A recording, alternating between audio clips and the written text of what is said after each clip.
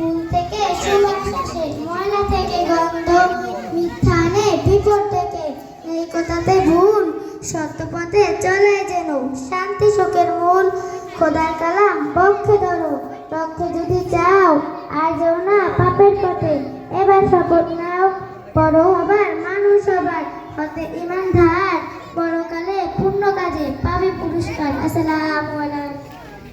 মাশাআল্লাহ, সুন্দর একটি কবিতা। ধন্যবাদ আফরিনকে। এই পর্যায়ে আমাদেরকে একটি কবিতা শোনানোর জন্য আসছেন মারিয়া ইসলাম, তৃতীয় শ্রেণীর মারিয়া ইসলাম।